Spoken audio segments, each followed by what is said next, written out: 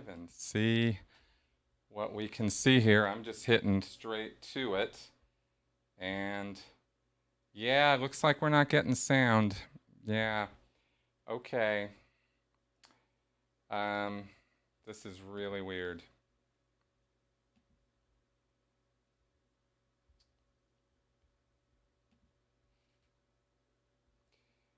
Okay, well, nope. No sound. Sorry about that. You can? Okay, now that's interesting. So you guys can hear me? Huh, interesting. Okay. But I am having a hard time hearing me. But if you can hear me, then I'm not going to... Huh. Okay. Okay, well, for whatever reason, my system here is not giving me sound. But if you guys can hear me, then we're going to be okay, because the phone thing should be a separate issue, and the soundboard's working and everything clearly. So, okay, good. All right, guys. Well, if we're good, then this is just my laptop problem or something, and I apologize for the weirdness there. Just this is how I always set myself up. I test it, and then we go live, and we're all good. And today, I was trying to go live, and we weren't all good on my end. So I will find out what is up with my testing procedure here and get that fixed. Thanks for your patience with me, guys. And thank you for verifying that we are all good today.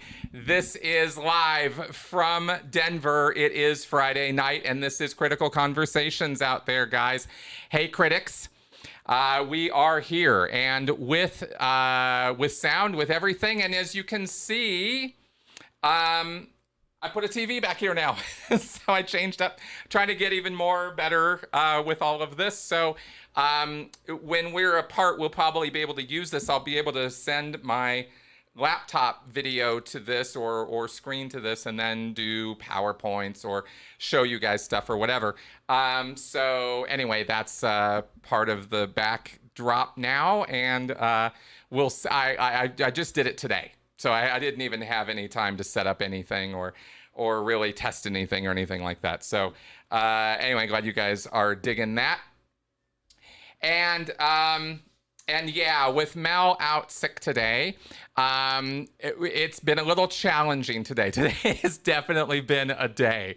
Actually, again, this has been a little bit of a week, but today especially. I did the podcast earlier today, and still in the middle of recording that. And another interview I did with somebody else, and then lots of crazy stuff. So I've got my studio door open this week, and the reason why is because last week we had issues with the 7 cam. We could not get 7 recorded in time, and it was very. I expressed to you guys the difficulty sometimes of getting 7 and getting hold of him and holding him still long enough to get him filmed. And so today I did get him filmed, but with the time crunch, I didn't have it in the right format and the right way to format it. So again, I'm sorry I don't have 7 cam. I had 7 cam. I actually do have it, but it is not working today. But I left my door open so that if he comes by, we're going to invite him in and maybe get some live 7 right here in the studio. So I will hopefully have that happen at some point today. But we'll see. Okay, so let's see here. All right, now, call-in line 984-214-4154. This is, after all, a call-in show. So if you guys want to talk, then I am more than happy. Hey, Alex. Hey, guys. Yeah, 7's actually been really good. He's been calming down quite a bit. We're really kind of settling in a little bit. You guys know how when you move, it takes weeks and weeks to, at least it always has for us, to get all the boxes emptied and get everything sorted. And I guess sometimes it takes even longer. We got a little storage space this week and started throwing some stuff in there. Hey, John. Good day. Glad you're here. So anyway, things are settling down though. 7's getting more used to things here. He's kind of chilling. He'll go hide in corners, and there's lots of little places and corners for him to hide. So he's having kind of fun with that, and he's not quite as agitated and anxious about his new home as he was. I guess we've been here for about a month and a half now, or yeah, about that. So settling in pretty well. So that's going good. And yeah, awesome. Good, guys. Glad you're joining us on the live stream here. Somebody asked me earlier about the state. What do you feel is the Scientology cult is these days? Where do you feel is the Scientology cult these days? Nerman asks me before the stream started. And I don't know. I guess it depends on how you want to look at it. But I see Scientology, from my perspective now, years out, studying lots of these groups, looking at lots of these situations. I don't mean to downplay in any way the damage and destructiveness of Scientology when I say that it is a tiny, almost insignificantly sized group of people. The group of people who do meet that definition are not in a good way. You know what I mean? It's not good. But they're not growing at any real rate. And, now we have a situation with the internet. Here's another thing that happens on the internet that you guys might not think about or that we haven't really talked about a whole lot with Scientology and with other cultic organizations that is different from times in the past. One of the good things about the internet and the interconnectivity of all of us now and the ability to reach out to each other so much more easily than when we had to let our fingers do the walking with the yellow pages and the phone books and all that. And even then you just had names. You didn't know who these people were or what they were about. We can find each other more easily now. And so when a person, this happened twice this week on Reddit. There's a Scientology subreddit.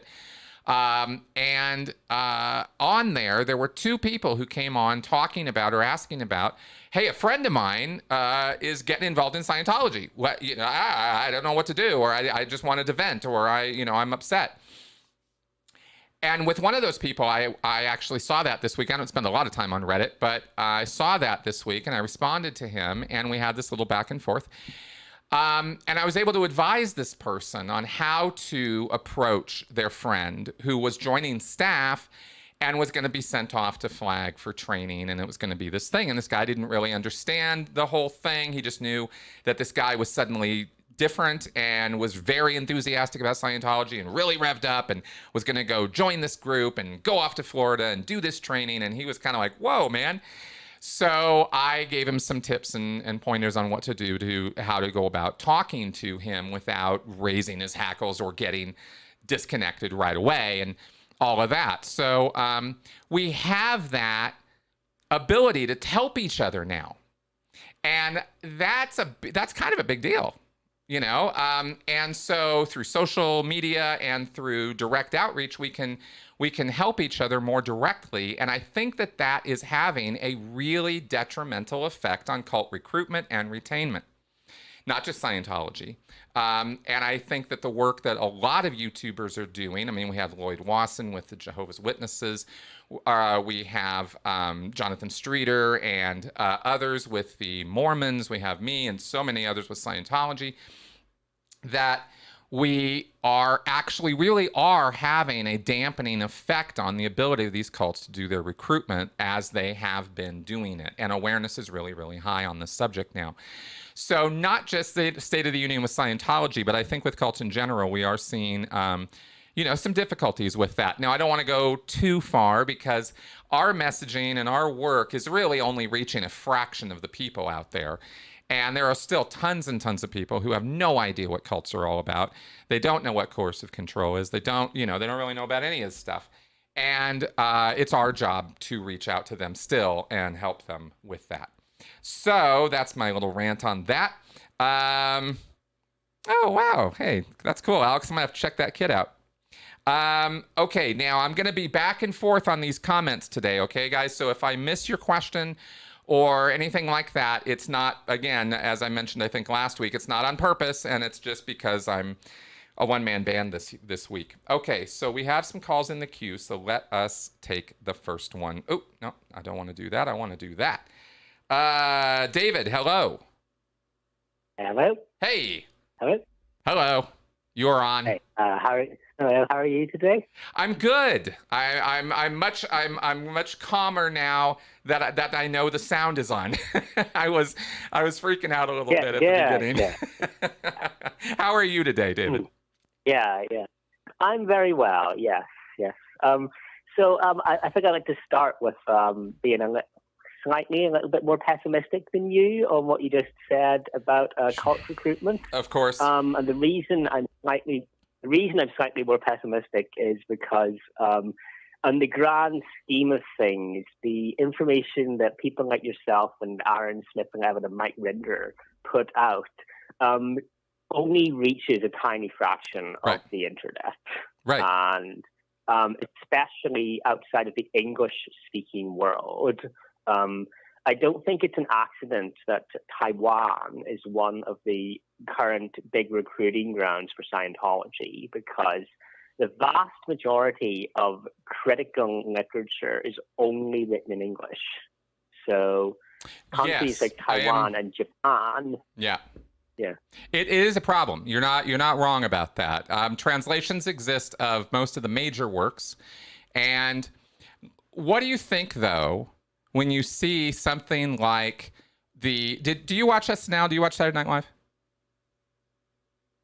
Sometimes, yes. Okay, so did you see a couple weeks ago they did a really funny music video sort of thing about how intrigued and fascinated and down the rabbit hole women go to the serial killer, the murderers, right? But at the end of that, was all the guys with the cults, right? Now, why would Saturday Night Live be doing that? I mean, that sort of was in the back of my mind when I was talking about a more broad awareness of this stuff. Not just because when it's not just us who are saying it, but when things like SNL are echoing and amplifying the idea of it, at least. I don't know. What do you think? I mean, yeah, absolutely. I think the English-speaking world is in a reasonably good place, which is why it's more of a problem that most of the anti-Scientology and anti-cult literature is written only in English. Yeah, because I get that. Scientology spends millions or billions of dollars translating all of L. Ron Hubbard's texts into like 50 languages. That's right. And distributing that. Meanwhile, we don't have the resources of Scientology to do the same when we want to distribute anti-Scientology literature. I think it's significant that Japan, in the Tokyo IDM org, had 2 sitting LDP MPs at the opening of the IDM org, which today, because of the reputation of Scientology in the West, would be unthinkable. Could you imagine having 2 Republican senators at an IDM org opening, or 2 British conservative MPs there? No, you couldn't. Right. But in Japan, where L. Ron Hubbard's literature is all available in Japanese, but most of the critical literature isn't, in Japan you can still get MPs turning up to Scientology events. Yeah, I get that. I do. And it's like I said, it's rough. I agree with you. And that's why I'm trying to say, I'm not, I don't want to be Pollyanna. I don't want to come across that way. But at the same time, I don't want to be negative Nelly all the time either. I mean, there is a lot to get down about, And I want to acknowledge the positive gain, because if I don't, I'm going to feel like I'm on the hamster wheel. You know what I mean? Yeah, absolutely. And I think in general, I would agree with you as well. Talking about this subject more generally, about not wanting to get yourself down. I was quite disturbed, actually, at the start of the pandemic. There were so many people that were positively gagging for this to be the end of civilization as we know it. And these people who basically want the world to end, not because there's anything wrong with it even, but because they've been raised almost into thinking, oh, we're doomed. And I think the big one is obviously climate change is the big one. That's right. I think that's having a mass effect. Yeah. Yeah. I mean, I'm not some kind of climate change denier, but at the same time, I don't think that any of this complete doomerism is remotely helpful for a number of reasons. Yep. The first is that it is unrealistic, and I think we know that. We've been looking at 5 years to save the world since the 1980s, and we're still here. But also, I think the other thing that people forget is that all of this doomerism, it does not motivate people to act. The average person does not see somebody that want to act and think we have to do something now. For one, you're telling them they can't do anything. What happens? People clap and they become helpless. And that's why I'm a big fan of David Attenborough, because he lays it all out: what's happening, what's going on, where we're going, and but he always says, "Well, but something can be done about it. We can change this. This is what we need to do." Yeah, exactly. He always ends on an optimistic note because we have the power to change it. Right. And that's why I was quite disturbed by some of the doomerism whenever this pandemic started. People are gagging. They're gagging for an apocalypse, and I think it's also one of the most privileged things you can do is to gag for an apocalypse, because you have no idea how bad the world will be if you survived. What it would feel like to undergo a complete civilizational collapse and not know where genuinely not know where your next meal is going to come from, for instance. Well, I agree with you completely. And I think maybe even a more relevant for America, and one that I think a lot of us have had attention on in the last couple of years, was talk about civil war. In a similar vein, right? Seemed that there were people who were agitating for it, who wanted it, who seemed, yes, bring it, let's do it, right? On both sides. I was seeing this on both ends. And it was very disturbing to me. Very disturbing. And I thought along the exact same line as what you're talking about with the climate change. If you watch Ken Burns' documentary on the Civil War, you will never, ever, ever, ever think about Civil War the same way again. And it's certainly not something you're ever going to want. You watch that thing and you come away going, yeah, that's a good idea. Let's do that. I want to put you in a mental institution. That's whack. I mean, there is no way you can understand the breadth and scope of the devastation, the gross inhumanity of that, and think, yeah, let's do that again. Yeah, absolutely. Yeah. It killed more people than all the other wars put together. Yeah, it was devastating. It's insane, and nobody wants that. No. And that's right. I think one of the things. I think one of the things as well is also, I think, the broader topic about military intervention. I also think it's the height of privilege that you've never experienced hardship in your life when you think, let's do another civil war. Yeah, it's also, in my opinion, the height of privilege whenever you look across the world and see all the violence that's going on, and you think, particularly in America, and particularly it was one of Barack Obama's biggest policy failures, in my opinion, you sit back and you do nothing about it. You've got the most powerful military in the world. You are the leader of NATO. You have the entire world. You managed to completely reorient the entire world order from the 1950s onwards. Mm-hmm. And yet, when instability is happening throughout the world, it's none of our business. They have to. The line that really bothered me back in 2011, 2012 was, the Middle East has to sort out its own affairs in response to the Arab Spring. Well, that's a point of view. The other point of view is that they can't exactly sort out their own affairs when one side is machine gunning nonviolent protesters in the face. Well, you have a point there. You do. I'm going to resist the temptation right now to put my foot in the Middle East pool because that is a very deep pool that we all drown in very quickly, I think. But I definitely get your point. Yeah, I get your point. I will say that. My broader point is. Go ahead. Right.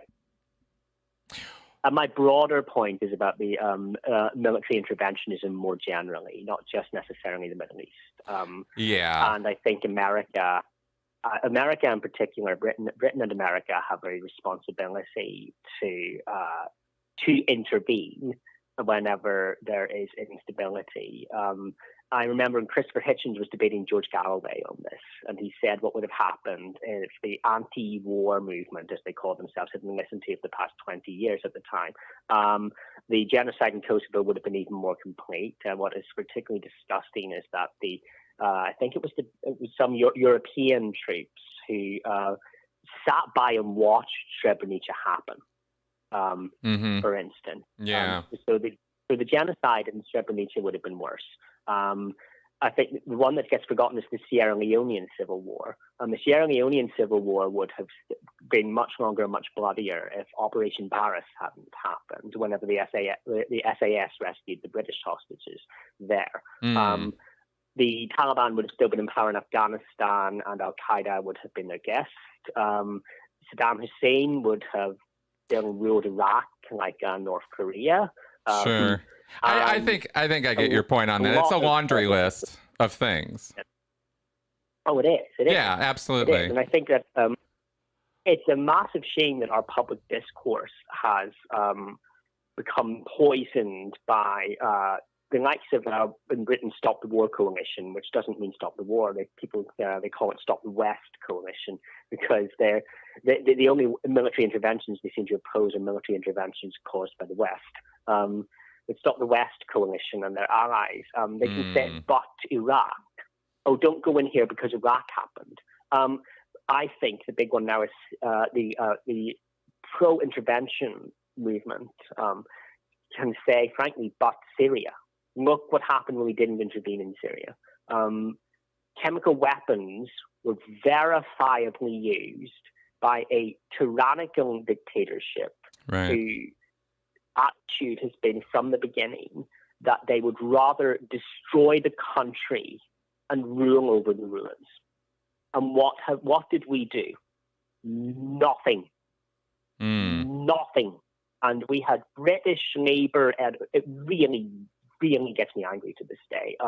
British Labour MPs who voted no, cheering in the lobbies when they won. And what happened the next day? Another chemical weapon attack. And what's happened since? The rise of ISIS happened. Russian military intervention in Syria happened. Any prospect of a democratic transition for Syria ended when the red line was crossed and redrawn. And that is appalling. I really get it. Hope. Let me respond a little bit here, though, because I feel conflicted about this only because I'm not necessarily in a position where I think all intervention is wrong or bad or equated to colonialism or something like that, which you would get from some, left-wing sources, right? I understand the need for what we do in the world, and that we actually do intervene militarily, both violently and non-violently. There are construction projects. There is there are an Army Corps of Engineers that go in and make dams and reroute rivers and do all kinds of stuff for areas that have nothing to do with violent action. There are people who go into the military, do this work, never see a day of combat, but spend years in the military doing this kind of work overseas, right? I think my problem with this is the instability of our State Department, and so the uncertainty of continuing the strategy that might be successful under a certain administration, and then it just gets all canceled out by the next administration. A civilian-run military society that we have is not a bad idea, but it does have these drawbacks, and this is one of them. Is the leadership's ever changing, and so the strategy and policies change too fast, and that's my problem with it. Is we never go in and actually get the job done.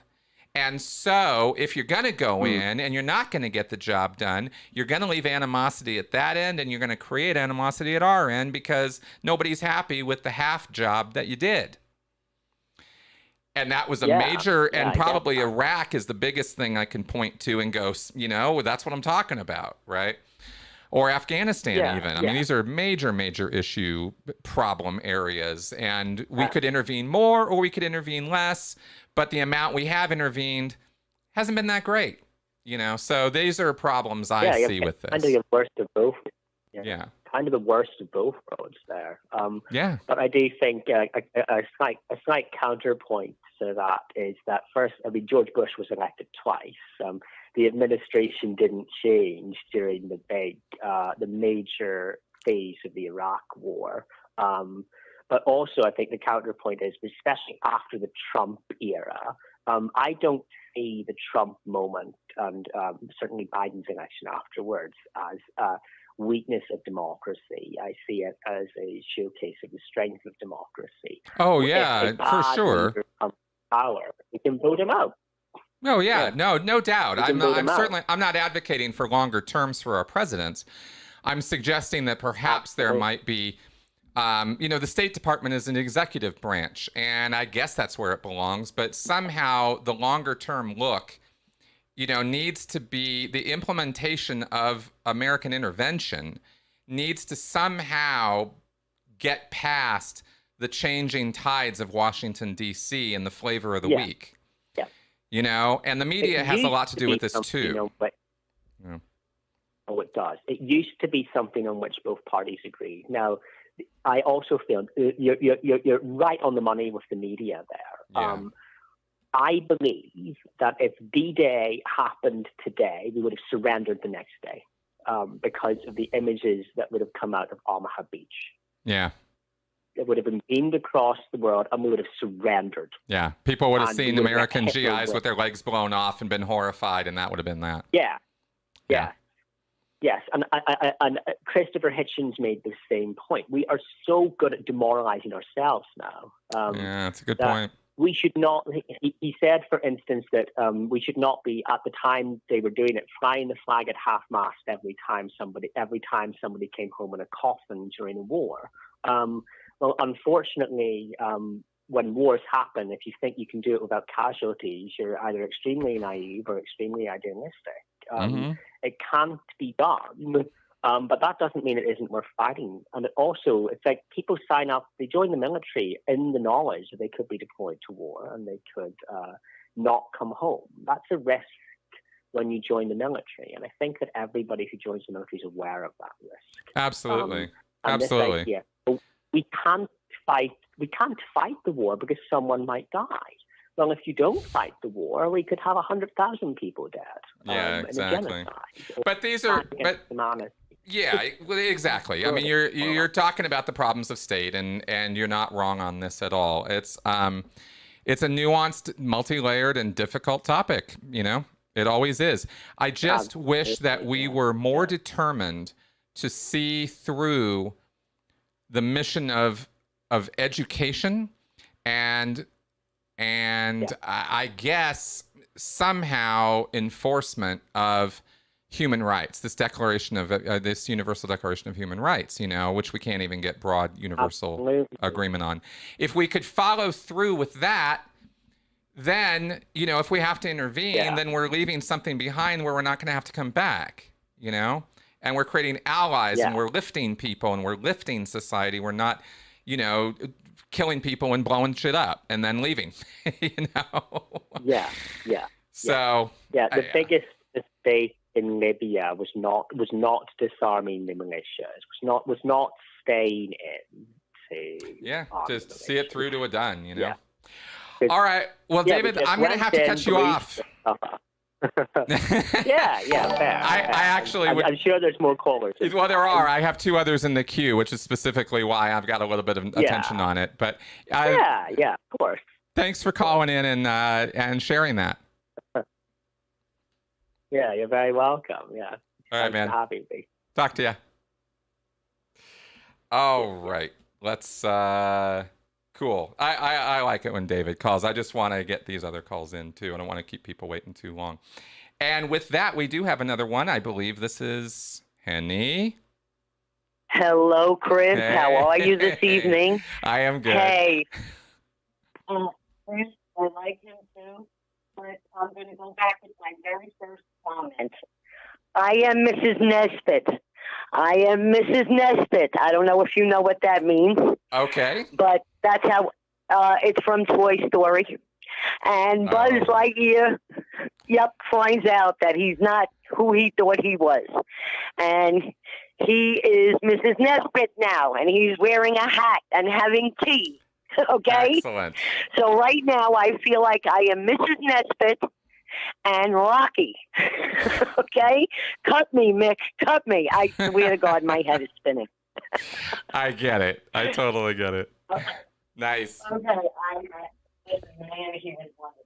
And listen, humanity is a very dangerous and violent species. And we're going to have to work on that together. Well, okay? Yes. And as far as... You sound a little distant somehow. Did something change on the... No, does it sound better now? There we go. Thank you. Okay. Okay. No problem. Then this is where I'll stay. Thanks. The second thing I wanted to say about this call was that as far as Scientology is concerned, it's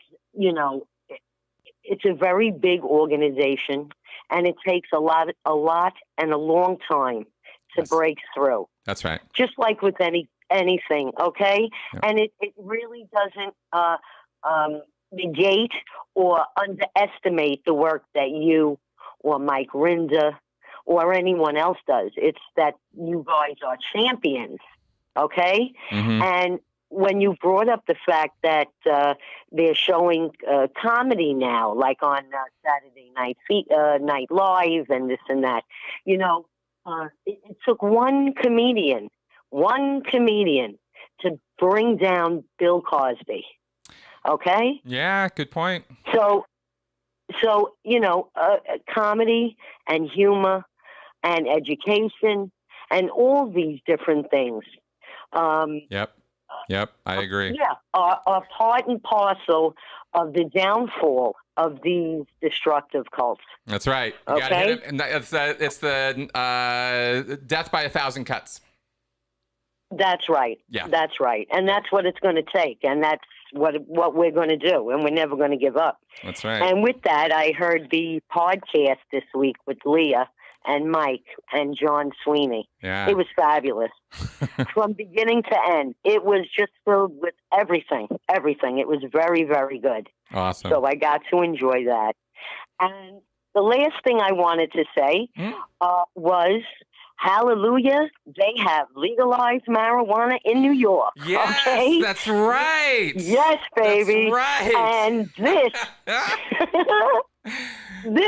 it gives me cause for celebration. Excellent. Yes.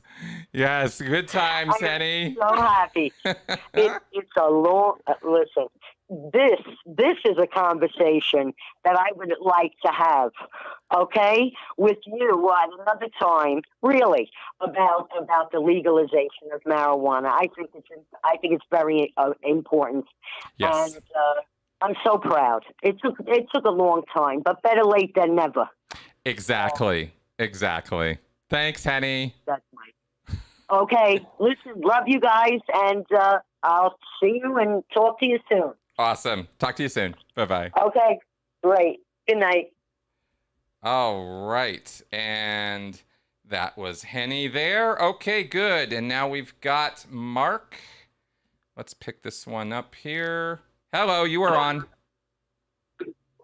Yes, I've been watching that Floyd case off and on this week, and this one poor EMT sitting on the stand, and they were just taking a scalpel to him.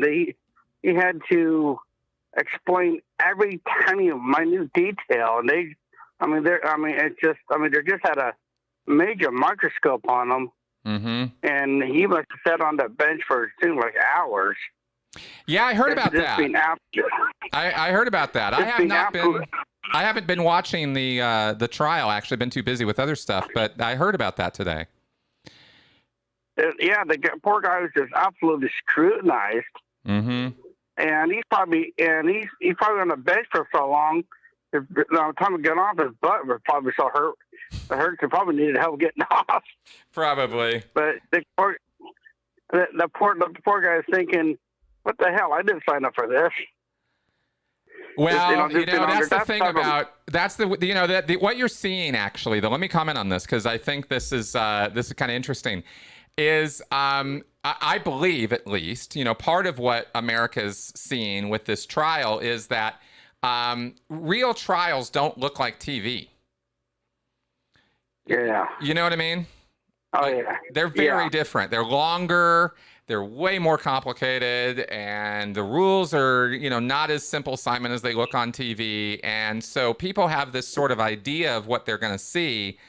And then, like yourself, you watch this thing and you're like, oh my God, this is just going on and on and on.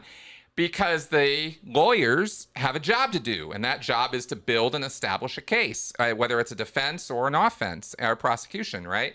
And it takes all kinds of facts. It's a wall of facts, so to speak, right, is one way of looking at it. So it takes hours and hours and hours of testimony sometimes to do that, especially when you're getting into the technical details of, a guy's death, I suppose. So I'm not saying it was justified or not justified. I didn't even watch it. I can't say. But I am commenting on the fact that I think people are getting a little education in what real courtroom procedure looks like.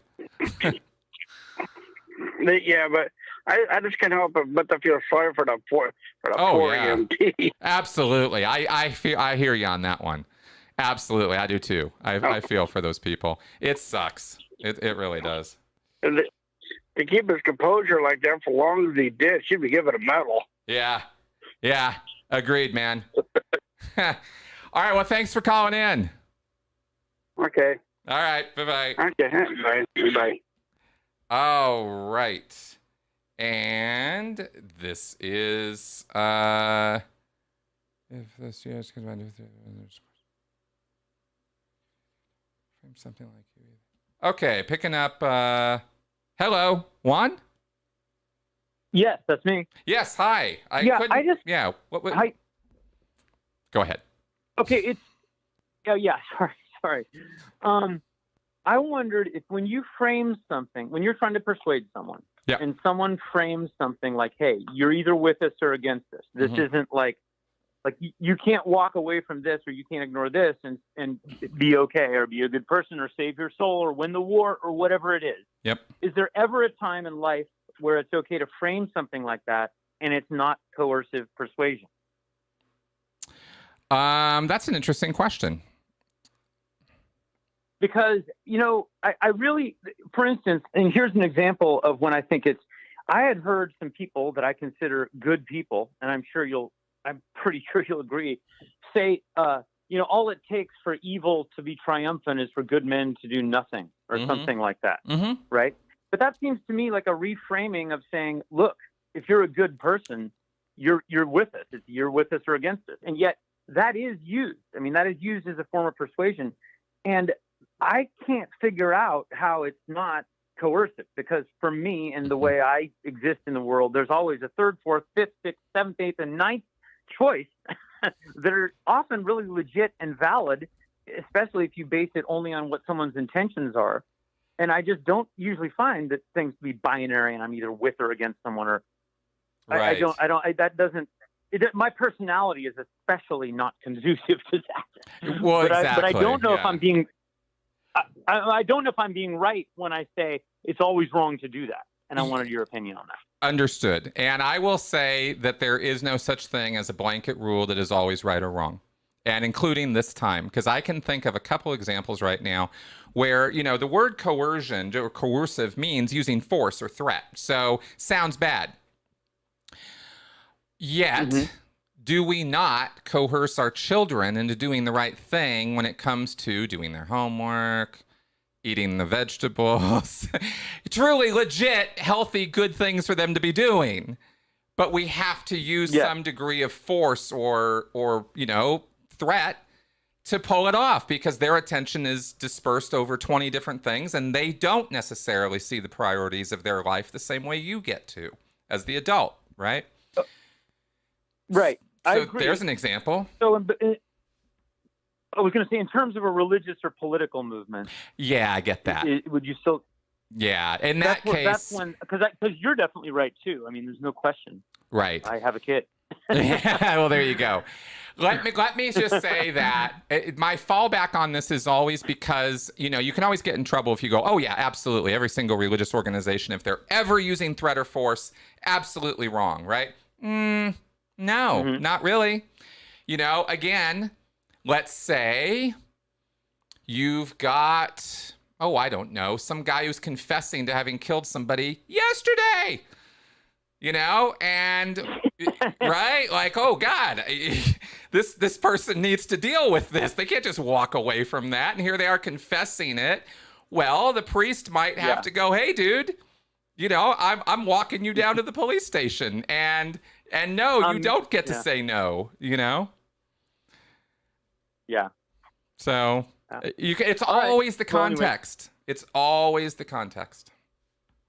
Always the context. That's a good rule. Yeah. And let's hope that one is all. Yeah, right. It's that, you know, only Sith deal in absolutes, right? So it's, you know, I suppose it's tautology or whatever those words are, but it is, it's the most absolute rule I could think of.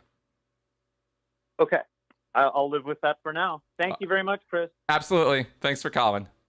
All right. Bye. Bye-bye. All right. And we've got, looks like Travis is calling in. This has been a good show, back to back. Boom, boom. Hey, Travis, are you on? Yes, I am, Chris.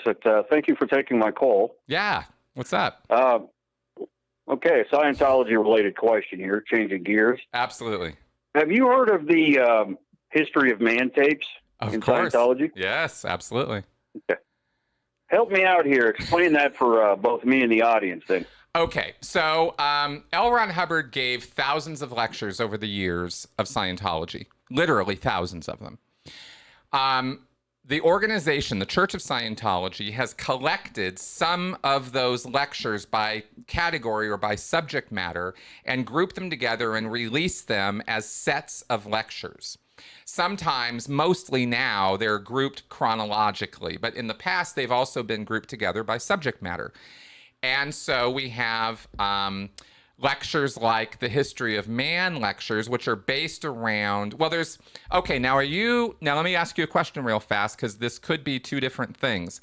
Are you talking about the actual History of Man lectures that were released as part of the basics, which go along with the book, and have the same basic cover, or are you referring to an old set of lectures called the Time Track of Theta lectures that had a... Okay. I'm talking about the first one, and I'll tell you the context of this. Yep. So there is a book that I would assume Hubbard wrote called The History of Man. Yep. It's available to the public, yep. right? So that's number one. 1952. Right. So then the second part of that is in the OT3 material, the current OT3 material, has a directive for the postulant to actually immediately, or one of the first steps is to go and listen to the History of Man tapes. I'm presuming that would be the lectures that you spoke about rather than an audio version of the book itself. So those are two separate things. Yeah. What I didn't actually finish my explanation because I wanted to make sure I knew which set you were talking about. But the lectures you're talking about are the lectures that L. Ron Hubbard actually gave to the public when he released the book History of Man in 1952. Okay, good. Yeah, that's what those lectures that book and associate. Good. So at what point, now OT3, on the OT3 level, the student, and I use that term loosely here, is required to listen to the tapes. Now, it doesn't say in the material, it doesn't say anything about reading the book itself. Now, my question for you immediately is, at what point are Scientology people prior to OT3 required to read the History of Man, if at all? They are required to read it now as part of their study of the basic books of Dianetics and Scientology. They have to read all the books, and they have to listen to all the lectures that go with each of the books. So That is a quick way to depression and dementia right there. Yeah. And they generally do it in chronological sequence because that was one of the big quote unquote breakthroughs that Miscavige taught, sort of touted about the whole golden age of knowledge, is that they got it all sorted, and what you're supposed to do is study it all, or you can study it all in chronological sequence, and that's the preferred method to do it, if I remember right. Now, when you say preferred, that's the mandated version because, you're voluntold apparently in Scientology from Jump Street. Let me ask you a question. Let me just clarify that for you real fast, just because you kind of dig the minutia of this. There actually were a couple different routes put together for people to get through the books and all the lectures, and only one of those was chronological. There was another one that was more kind of by subject or something, if I remember right. I think there were about 2 or 3 different routes that were mandated. You did have to follow one of these routes. You couldn't just read them in a random order, but there was some kind of rhyme or reason to each of the routes. And when you say routes, that is a prescribed methodology and inclusive of steps of study material to get you to the OT level, right? Well, it's to get through the basics and stuff, right? Because that's getting you onto the bridge at all so that you understand what you're doing is the idea. Really, what it means is you're indoctrinated into Hubbard's worldview. But, that's the idea. And so, yes, this is all pre-OT level stuff that you're supposed to do. You can't really get on the OT levels these days without covering all the books and lectures. Yeah, so I'm glad you described that to me because it really sets the stage for my ultimate question about this particular material here, meaning the history of man. Let me ask you this, and this is strictly a speculative question on my end. This is looking at it from a never-end view. It appears to me that the history of man book and associated tapes, up to and including the Xenu story, is akin to a Genesis account. Like the Bible in the Genesis account talks about the history, the creation of man and the history of mankind up until the fall and, how mankind is in the state that it's in now, give or take. Now, it appears to me that the history of man tapes and lectures talk about the biological development of the world around us and how man got to be, as ugly and disgusting and as beautiful all at the same time as he is now. And she, by the way. And then that includes the Xenu story of all the nice little aliens that infect us. And that's where Scientology's auditing comes in. Is that a fair assessment of what this is? I think that is an accurate way to describe it. I think that it's something that no Scientologist would ever say, but I think that is an accurate framing of that material to from that point of view. Yeah. Yeah. So. Yeah. See, the thing about this, though, let me throw a curveball at you, though, because Hubbard. Hubbard gave this really big course in the early and mid 60s called the St. Hill Special Briefing Course. There's hundreds of lectures. I think it's like 400 and something lectures given over a period of 6 years. And anyway, this is all out of St. Hill in England. And that is where modern Scientology was developed. The whole bridge as we know it, modern auditing as it is done. If you saw auditing happening in the 1950s compared to how it's done now, wildly different picture, right? Very, very different. There were even years during the 1950s when they didn't have or utilize an e-meter in any way. I mean, there was some really roll your own kind of stuff. Part of one of the lectures in the briefing course, Hubbard said evolution itself is an implant, thereby invalidating half the material in History of Man. So he kind of invalidated his own work. And I believe the church put a footnote somewhere in History of Man remarking on this, but it's just a little tiny footnote. So what I'd like to point out is that, when it comes to Scientology and especially L. Ron Hubbard, him being internally consistent and presenting a coherent pattern of communication and or thought is a bit much to ask for. Okay. And yeah, I mean, look, and I get that. And the guy who's doing a lot of drugs. I mean, really, at the end of the day, though, they put these two things together in the OT3 material. Okay. Well, they do. Regardless of whether or not he's.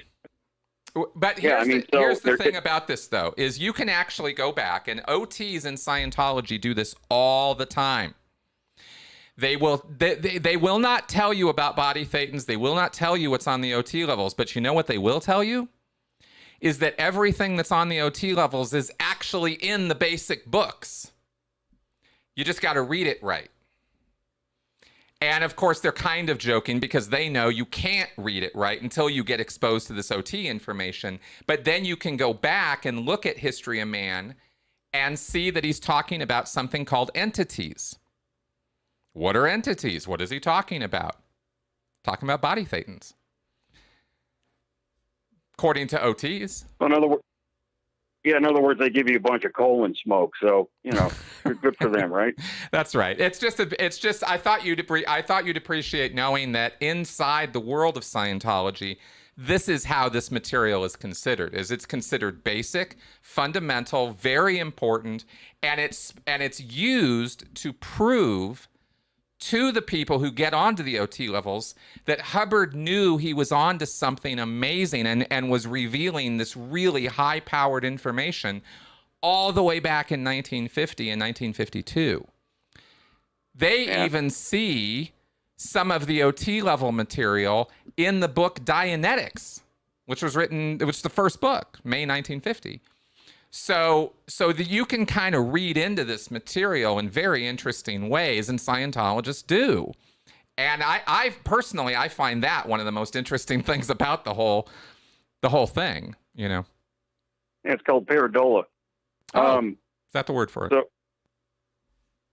yeah, well, pareidolia is seeing patterns seeing familiar shapes and or patterns where they do not exist. Yes, exactly. And humans are that's right. Very adept at doing that. That's right. That's exactly okay. It. Yeah. So, and look, I've got two random fun questions, and then I'll hang up. Okay. All right. Cool. What you got? What is a green form?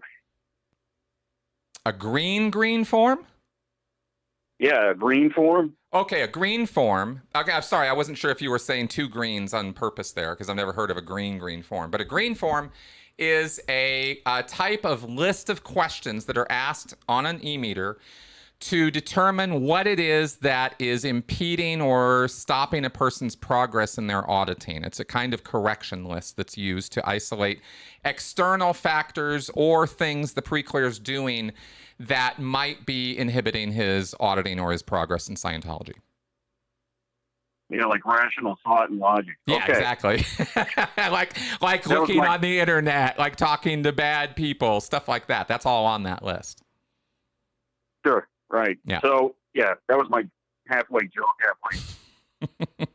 thing there. So, last question. Yeah. What is a no point? Drum roll. A null point? A no point, like something, K-N-O-W, a no point. Oh, God. A no point. That's from OT3, buddy. Ugh. Yeah. Ugh. I don't know. I don't know. I don't know how to describe it, actually, is what I really mean by that. I don't don't? Oh, so let me get this straight. You actually have heard this concept. You've experienced this in Scientology, but it's a bit abstract and obscure to the degree that you can't anchor it to people outside of Scientology, right? Is that what I'm hearing? That is exactly what you're hearing. Yeah, and you've actually asked me the first stumper, because no one's ever stumped me on being able to describe a Scientology term. But that one, I just think I'd be here for an hour trying to lay it all out, and I think everybody would be bored to death. Do I hear a specific video in the works now for a no point? I don't know. Maybe. Look at that. Come on, don't let Travis stump you. I'm just saying, okay? Absolutely. All right. Man. Thank you for taking my call, and take care. All right. Thanks, Travis. Bye-bye. All right. And another call in the queue. This is awesome. Okay. This is Susan, I think. Let me check this. Check my people are actually responding right now. Interesting. Okay, let us pick this up. Hello, is this Susan? It's Suzanne. Hello, Chris. How are you today? Hey, I'm good, Suzanne. What's up? Oh, listen, I tell you what, I have been so interested I've been watching all the Jehovah's Witness and the Mormon stuff, as well as the Scientology, but I'm really curious, because they always talk about the reactive mind and how it's the reactive mind that's making you do all these terrible things. But yet you hear about David Miscavige getting angry, everybody getting angry, and I'm sure a lot of that with the Sea Org members might have it might have to do with actually sleep deprivation, hunger, that kind of thing. Big time. But it seems to me that anyone who's getting angry with you or yelling at you, that you could just look at them and tell them, that's your reactive mind guiding you to act this way. You could. However, there are contexts, there are situations you'd end up in Scientology where if you tried to do that, you'd get in an awful lot of trouble real fast. Because the person you'd say that to is not at all in the mood to hear that. And that of course they're not. Because that's the reactive mind. Well, actually, let me tell you a little something, and a little inside Scientology stuff, right? Hubbard talks about, he actually differentiates the use of force or anger that is done on purpose with intention versus just flying off the handle, being out of control. And that these are actually two different kinds of things. And he educates and cultivates that you can and need to, as an executive of a Scientology organization, you have to have the power and ability to get mad and rip somebody's face off because they're dramatizing their reactive mind and you need to get them straight. So if you were in the middle of doing that as an executive and that person looked at you and said, you're just using your reactive mind. Yeah. Right? And I'm going to get thrown in the hole. Yeah. Exactly. Not going to go so well. Okay. I understand. And isn't that convenient? Exactly. Isn't that just convenient? Yes. Okay. It is. Well, that was my question. I don't want to stay on too long so other people can talk.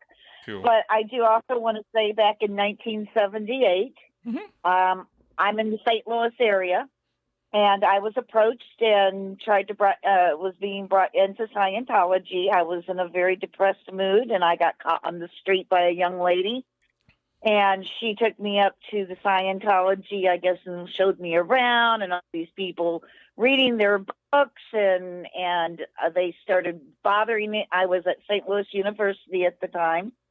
And they were coming to my dorm and calling me on my phone, and I just wasn't really interested. But they wouldn't leave me alone. Like I told my father this, and he took a trip to the Scientology building and told them in no uncertain terms that they were to leave me alone. I don't really know what he said to them or what he threatened with them, but they never bothered me again. Boom. And I'm like, thanks, Daddy. He did a good job for me. Kept me out of Scientology. Very nice. Okay, well, thank you so much for everything that you do. We appreciate it. Awesome. And keep up the good work. And I appreciate the answer. That's been bothering me for quite some time. Awesome. Well, I'm glad I could help, and thank you very much. Okay. Bye-bye. Bye-bye. All right. Well, those are the calls in the queue. Now, I need to acknowledge that there was a super chat earlier that I did see. There it goes. There's a rodent, no last name. Thank you very much for that super chat. And Debbie M., thank you very much for your super chat. Really, really appreciate that. And here was the one. Okay, Rodent asked a question earlier with an earlier super chat. Could the general organization of Scientology collapse from lack of staff as the cult implodes? Yes, it absolutely could. And how that would look is that the Sea Org would have to start either taking over or running the outer city level churches. And that would really strain resources like mad. So that would be kind of interesting to watch. And I've said for a while that I think if we did start to see any kind of fire sale going on with Scientology, in other words, if they were, oh my God, games, starting to go up, or we're running out of money, or there are issues, I think you would see the outer city level churches affected first. I think that's where you would see the attrition and even orgs perhaps closing. But the Sea Org would work overtime to prevent orgs from closing. That is the absolute worst thing that can ever happen in Scientology as far as management is concerned, at least. And they would take actions to try to deal with that by sending Sea Org teams out to run these orgs and procure new Scientologists, new people, and get them going. And if they're in a world where that can't happen anymore because Scientology is just so toxic and they're actually closing buildings down, that's definitely going to be noteworthy as a nail in the coffin on the road out for them. So that'll be interesting to watch. That's just one way it might happen. There are other scenarios, but that's kind of, as I run it through my head, that's kind of how I see it might happen. Don't be banky. I can't believe how many times was I told that as a kid. Don't be banky. A lot. Okay, now I know I missed a bunch of questions and stuff from you guys, and I did not yet see the Angie Blankenship video. I saw that it exists. I interacted with Angie Blankenship. I knew Angie Blankenship, kind of. I was on mission with her with about 10 other people in Las Vegas. So anyway, yeah, so that's that. And, how many times have I done a purification rundown? I only did it once, but the last thing I was told I need to do again before I left Scientology was they were putting me back on the purification rundown. So in 27 years of Scientology, I got recruited to staff in 1987 while I was on my first purification rundown, my first and only purification rundown. I do 27 years of Scientology, right? 25 of staff. And what are they having me do at the very end? They put me right back where I started. I mean, wow. So yeah, that's Scientology. I am going to grab my critical thinking cards because there's no way we are not going to do those. And then we will look at wrapping up the show here, guys. 1 second.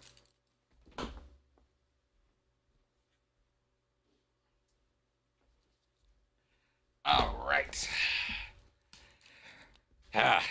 Must have our critical thinking card of the week. And I am solo this week, so I will just randomly draw from the deck. For those of you who don't know, this is a deck of critical thinking cards.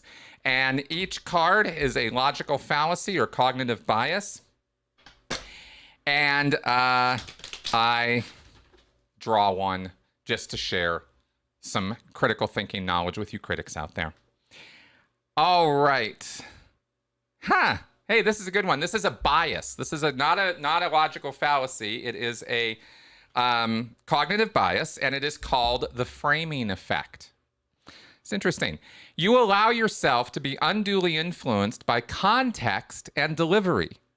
Okay, so here I am saying context is king, and yet you can still have a cognitive bias that you can be unduly influenced by context and delivery. No one likes to think of themselves as easily manipulated. However, it's only when we have the intellectual humility to accept the fact that we can be influenced that we can limit how much we actually are. It's an interesting point. Try to be mindful of how things are being framed or what's being left out. Vital advice there.